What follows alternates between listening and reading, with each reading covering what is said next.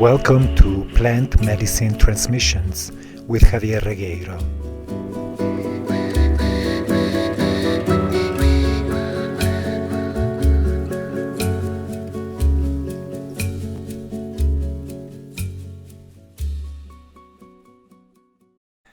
This is our 50th episode of Plant Medicine Transmissions, and I would like, first of all, to thank Natalia Cuestas in Lima, who's been doing all the posting and all the graphics for this podcast. I would also like, once again, to thank all the people that back in March, April, answered my plea for financial support in order to start doing this podcast again. Thank you very, very much from the bottom of my heart. I feel that a lot of ground has been covered in these 50 episodes, and so I am opening this podcast to questions, to concerns by this audience. So feel free to write to me at javier.ayaruna@gmail.com. The address is also written in the little blurb at the beginning of this podcast. And we shall begin right away by answering the request of a member of this audience who asked me to speak about healing the wounded masculine. My most listened to podcast was about healing the wounded feminine. So it's not an accident that someone would ask, well, what about healing the wounded masculine? I must confess that I tackled this theme with a lot of trepidation because it is a touchy subject, meaning that in our heavily polarized culture nowadays, there is no space for men to even express their woundedness. Men are perceived as perpetrators, as very bad, as the source of all problems in our society, and therefore they have no place to voice their own woundedness and their own struggle. At the bottom of it, as far as I'm concerned, is not men or women and the conflicts that arise in between these two, but it's about the fact that we are both genders and everything in between, are in this predicament of, so to speak, Kali Yuga, of distortion, of conflict, and of destruction. We can blame men, we can blame the patriarchy, we can blame hundreds of years of abuse, but that doesn't solve anything. The fact is that we are all in this together. And it's not really about gender. And it's not really about matriarchy or patriarchy or whatever.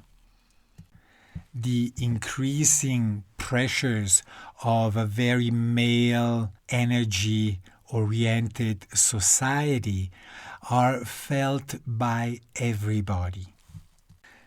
And are felt by everybody equally. It's not that us men suffer less from this current predicament. We just have different challenges. The biggest challenge, as far as I'm concerned, is about opening up emotionally. We come still from a tradition in the Western world where boys don't cry, and most of us have had fathers that were not particularly emotionally warm. We learn very early in life to hold in our emotions, to hold in our actual thoughts and beliefs, and the current wave of dogmatism, of judgment against male energy, which is projected onto man instead of going into something more expanded, of going into this is actually something that is happening globally, cosmically, and it's not about man or male dominating culture.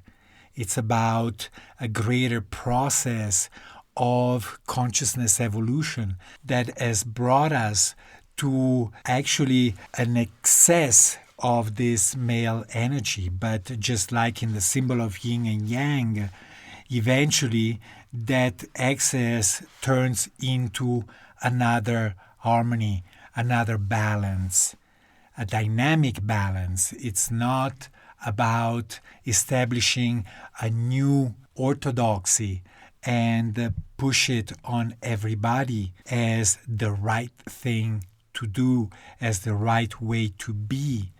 But it's simply an exploration of the possibilities of creation and the expression of these two energies, the masculine and the feminine.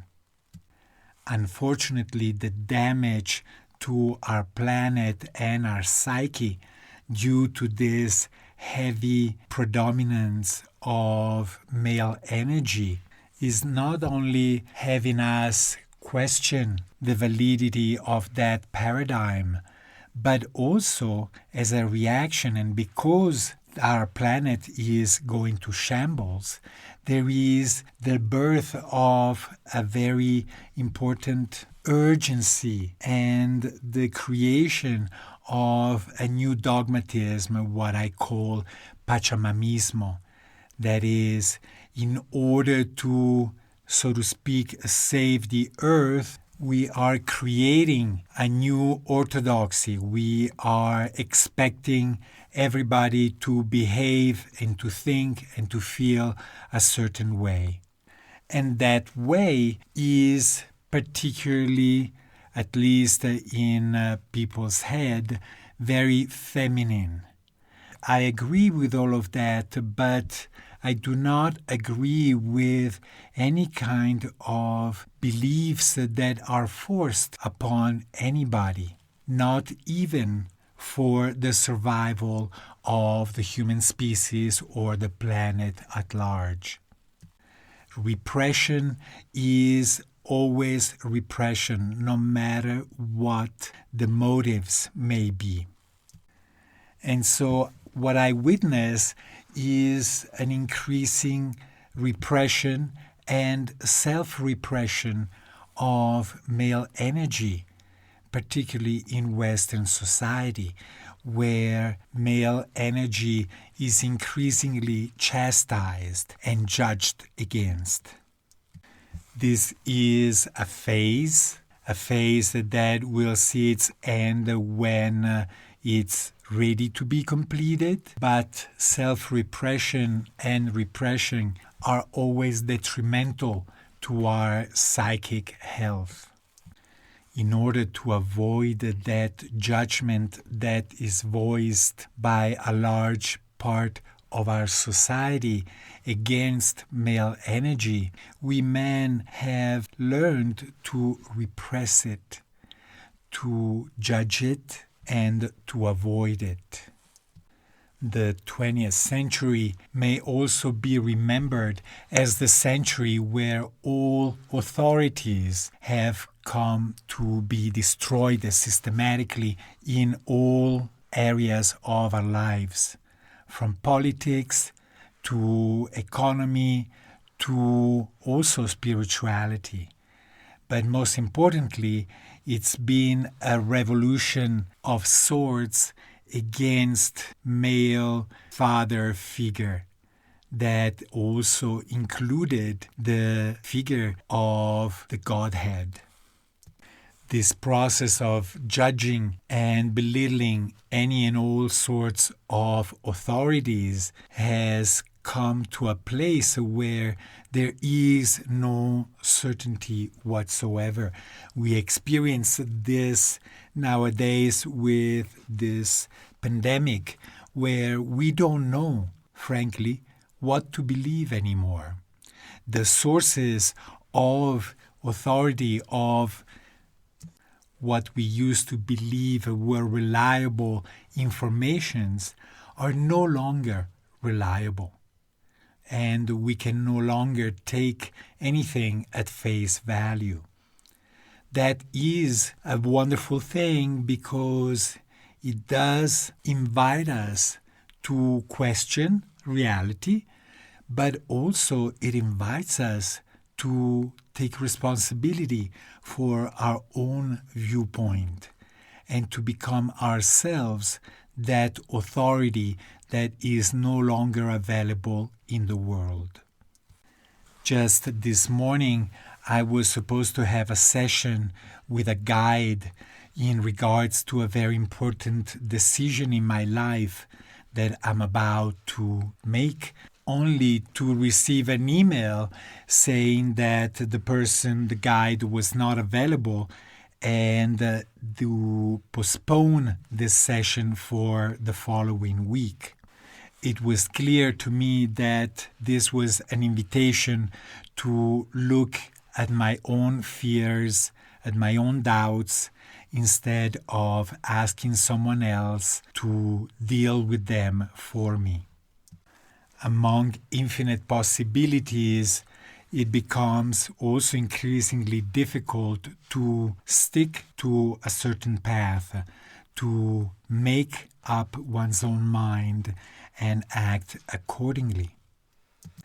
And this is particularly difficult for men because of all the expectations that men put on themselves and all of the projected expectations that are perceived to come from women as well as from society at large. With this predicament, it becomes increasingly difficult to actually hear and honor our inner voice. We spend so much time trying to fulfill all of these expectations that we no longer know exactly what is the song that makes our hearts sing. The process, as I see it today, is first and most importantly about forgiving ourselves as men for what has been perceived as bad, as evil in this male energy, and everything that has been done detrimental to ourselves and the whole planet in the name of that energy.